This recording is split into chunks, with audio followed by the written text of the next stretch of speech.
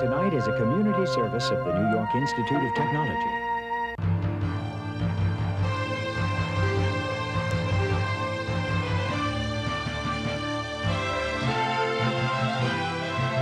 Covering the news of Nassau and Suffolk County's Long Island News Tonight with Ken Eckhart, Carol Peck, and the award-winning LI News team.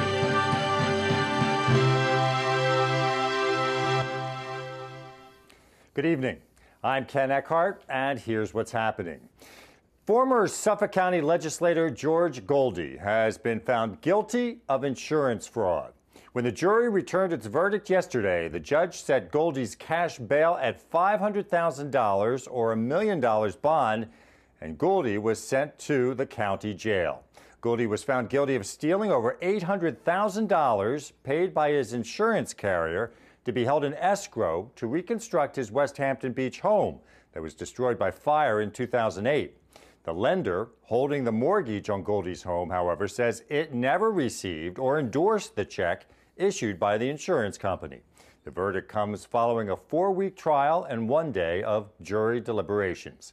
Goldie could face 5 to 15 years in prison when he's sentenced. Well, Sarah Palin says she is still thinking about running for president in 2012, but hasn't made up her mind. In an hour-long interview in front of the Long Island Association in Woodbury, Palin said the hiring of a chief of staff last week for her political action committee was an attempt to better organize her life. The Republican former vice presidential candidate and Alaska's ex-governor appeared before 1,000 business and civic leaders. She didn't take questions from the press or audience, instead answered questions on prearranged subjects by LIA President Kevin Law. Well, the deadline for filing a grievance to your property tax assessment in Nassau County is nearing, but some say many residents haven't been given enough time and information to get it done right. Elsa Gillis reports. Many Nassau County residents aren't being given enough time to challenge their property tax assessments this year. That, according to county legislators Dave Denenberg and Wayne Wink, who say there are households that are just getting their annual property tax assessments in the mail, with the deadline for challenging the assessments quickly approaching. There are thousands of households that have still less than 2 weeks before the deadline to file a challenge have not received that letter. And the two legislators say missing information is forcing many homeowners to spend even more money by having to hire attorneys to help them challenge their bill. And the result is you're forcing people to go to the tax cert bar, in other words, to attorneys to represent you. It's insanity. We have to stop the merry-go-round. It's not fair to the taxpayers. Legislators Denenberg and Wink say County Executive Edward Mangano pledged to fix the assessment process, but they say that hasn't happened. Now, the County Executive Mangano came in with a pledge to reform our assessment system. And what we wanted was reform, not regression. Right now, all we're seeing in the last year are efforts to restrict, to limit, and to make less transparent the entire process. How can we have a system like this? It's just not fair. Denenberg and Wink say they introduced their own assessment reform amendments last year, which they claim will fix the system, but they say it's stalled in the legislature. Express your outrage and demand that the legislature pass my bill, which would require the Assessment Review Commission to review all challenges within a year, would require the Department of Assessment to use the results of the prior year's challenge when calculating the assessed value. And finally, the Department of Assessment must online provide information to the taxpayers on how their assessed value was calculated. In Mineola, Elsa Gillis, LI News Tonight. Nassau County Police say a second suspect has been arrested in connection with a fatal stabbing at a Hempstead bar back in December. The suspect has been identified as 18-year-old Angel Vasquez of Roosevelt. Earlier this week, police announced the arrest of 27-year-old Johnny Nazario Mazarigo of Roosevelt in connection with the two stabbings at the El Pacifico bar on North Franklin Street back on December 23rd. Police say the two victims were taken to a nearby hospital where 23-year-old Futako Galindo of Westbury was pronounced dead. The other stabbing victim was treated for non-life-threatening injuries. Vasquez, also known as Diablo, was arrested yesterday, charged with gang assault. An ongoing investigation into cocaine trafficking in Riverhead has resulted in the arrest of 3 more suspects. The Suffolk County District Attorney's Office says the investigation into street-level crack sales began back in January of last year. Charged in the 16-count indictment are 41-year-old Troy Trent, 38-year-old Joseph Gilliam, and 41-year-old Ramon Overton, all of Riverhead. Police say Trent and Gilliam supplied the drugs to Overton, who was then the street-level seller.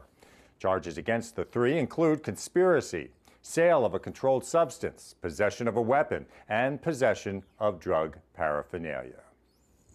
A Long Island man is facing a long list of charges after leading police on a wild car chase that reportedly left at least 10 vehicles damaged. Police say 24-year-old Gregory Schwert of Northport was driving east on Old Country Road in Hicksville yesterday morning in a stolen car when he hit the first vehicle.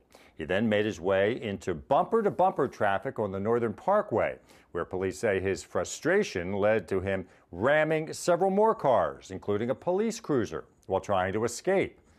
Officers say Schwert finally got out of the car and ran off, but was quickly arrested in Plainview on charges including assault, reckless endangerment, possession of stolen property, leaving the scene of an accident, and driving while impaired by drugs. It was an up day on Wall Street today. The Dow finished the day up just under 30 points. NASDAQ was up 6 points, and the S&P was up just over 4 points. NYIT's LI News Tonight continues after this.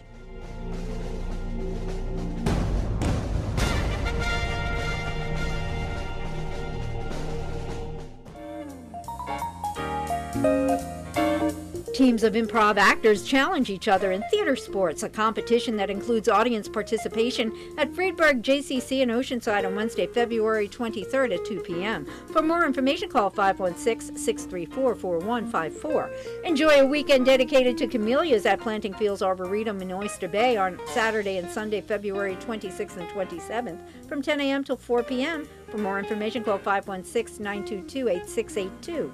Have a little wine for whoops while helping Little Shelter Animal Rescue save lives at Northport Tasting Room and Wine Cellar in Northport on Sunday, February 27th from 1 till 5 p.m. For more information, call 631-368-8770, extension 205. Or check out posters of the Russian Revolution at Nassau County Museum of Art in Roslyn Harbor through May 8th on Tuesday through Sunday from 11 a.m. till 4:45 p.m. For more information, call 516-484-9337. If you have an event you'd like included on the LI News Tonight community calendar, send it to linewstonight@nyitt.edu. Press play to start your future. Learn the industry. Use the technology. Become an expert in television reporting, journalism, radio, digital film, public relations and advertising, television production, digital graphics, a beautiful state-of-the-art campus, a road to the job you've always wanted, in the media capital of the world. Communication Arts at NYIT. When can you start? Headline stories around the world today. Violent clashes are reported in Libya, where protesters have taken to the streets in a day of rage. It's the second day of protests aimed at ousting leader Muammar Gaddafi. 11 protesters were reportedly killed and scores wounded last night when army commandos tried to stop an uprising in one city. Gaddafi's government is trying to stop Libyans from joining the wave of uprisings in the Middle East that ousted leaders of Egypt and Tunisia. In Bahrain, riot police with tear gas and clubs drove protesters from a main square. 4 people were reportedly killed in that raid. And in Yemen, security forces fought protesters on the 7th day of demonstrations calling for the ouster of that president. Amnesty International has published the testimonies of 2 detainees who allege the Egyptian military tortured them while they were in custody in the days before the ousting of Hosni Mubarak. London-based Amnesty urged the military today to end the abuses of detainees that took place during the 18-day uprising against Mubarak's regime. The detainees say they were beaten, subjected to electric shocks, stripped, and dropped in barrels of water. It's reported torture by police and other security agents has been widespread for years. And conservationists say they got a rare glimpse of a 6-foot-long leatherback, the world's most endangered sea turtle, together with dozens of eggs in western Indonesia. A local conservation group said today that the giant turtle was spotted on a beach on Sumatra Island over the weekend, just before it plunged into the water. Soon after, 65 eggs thought to belong to the leatherback were found in a nest, the 3rd such discovery on the same beach this year.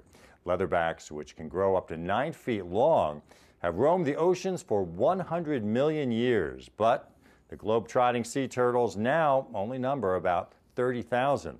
Their biggest threats are commercial fishing and egg hunters. In honor of Black History Month, a Long Island community college is hosting a series of seminars on diversity to increase awareness of the role African Americans have played in our country's development.